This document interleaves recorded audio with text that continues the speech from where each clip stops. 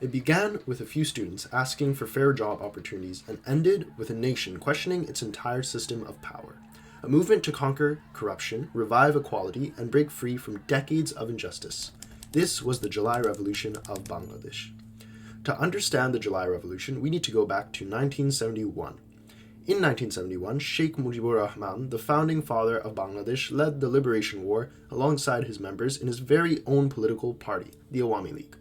Decades later, his daughter Sheikh Hasina became prime minister and the leader of the Awami League. Now let's skip forward to July of 2024. Now that we know about Sheikh Hasina and the Awami League, we can dive into the details of the July Revolution.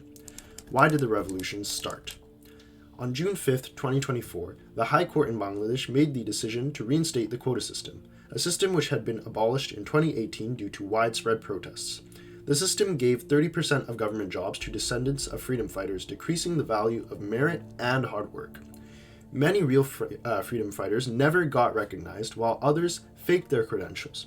For this reason, the Bangladeshi students took to the streets and protested for reform once again.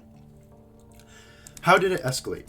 It initially started as a movement to advocate for more equality and to change an unfavored policy, but it quickly erupted into a revolution after the Awami League deployed the police on the protesters. The police were quick and extremely violent with their actions. On July 16th, a fight between the Chhatra League, student wing of Awami League, and protesters occurred. The police took extreme measures such as hitting students with batons, firing gas shells, and firing metal pellets. The main catalyst resulting in the escalation of this protest was the death of Abu Said, student of Begum Rokeya University. He stood unarmed with a bamboo stick and shouted, "Shoot me!" though he posed no threat. Police shot him from 15 meters away.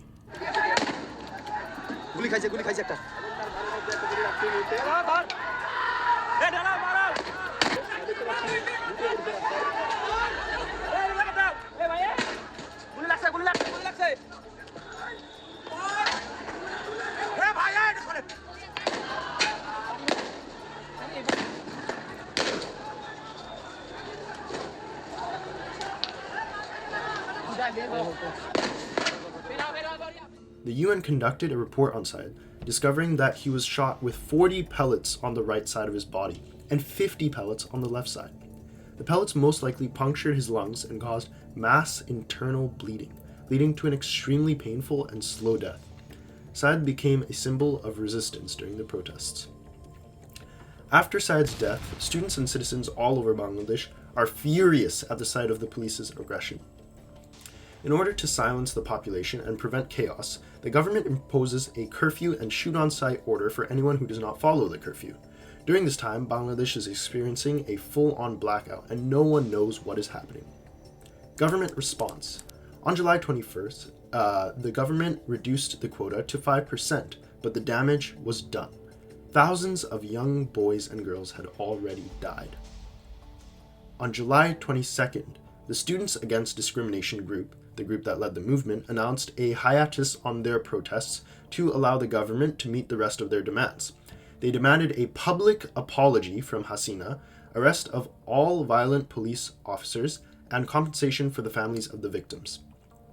Okay, maybe this is still salvageable. Maybe, just maybe, if Hasina owns up to her mistakes and tries to make things right, she can still be forgiven by the public.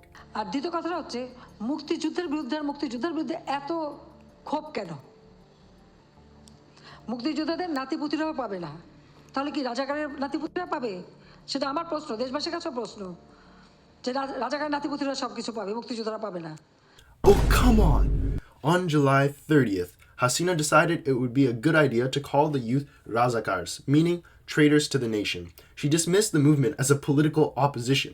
The public was outraged. They went all out and there were riots and chaos all over the streets. All hell broke loose during this time in Bangladesh.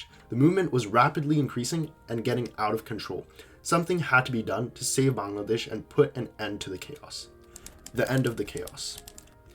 Hasina decided to flee Bangladesh and go to India since it was close by and Prime Minister Narendra Modi of India supported her.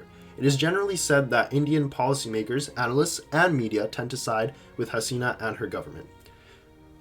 Following Hasina's departure, protesters raided her properties, stealing and vandalizing everything in sight. They even stole her bra? They also vandalized many Sheikh Mujibur Rahman statues in retaliation. During the chaos, minorities were attacked by anonymous groups trying to destabilize the country. Their identities still remain unknown to this day. In order to truly progress after such a massive upheaval, Bangladesh needed a true leader. The students decided to choose Dr. Muhammad Yunus, Nobel Peace Prize winner in economics and the founder of the biggest bank in Bangladesh, Grameen Bank. Now that you all know about the protests, let's talk about the feelings of the actual Bangladeshi people. For the purpose of this informative video, a Bangladeshi student was interviewed and asked about their thoughts. The interviewed student said people knew Hasina was corrupt, but stayed silent, until students began dying. Their own friend was shot, left with lifelong injuries. Many others faced the similar trauma. The student said vandalism after the protests was deeply disappointing. Even in chaos, there's no excuse for theft or disrespect. The student says that this action was taken too far, and although chaos as such is bound to happen during riots, it would have been better if it did not happen. As for Muhammad Yunus, the student mentioned that a lot of people are complaining about him, and this in itself is proof that Yunus is doing something right. Because during the rule of the Awami League, no one could oppose or speak up against anything because they would be labeled a traitor. Despite only being in power for 10 months, Yunus has already positively impacted Bangladesh democratically to a great extent, and Yunus is truly taking feedback from the public and putting in his best effort to keep the nation happy. As a leader, he's making the country proud. My opinion. My personal opinion about the entire ordeal is quite similar to the opinion of the interviewed student. I have the same views regarding the protests, and I would also agree that the riots were taken too far when there was vandalism of Sheikh Mujibur Rahman statues. Additionally, I would like to say that I'm Bangladeshi and the grandson of unrecognized freedom fighters on both sides of my family.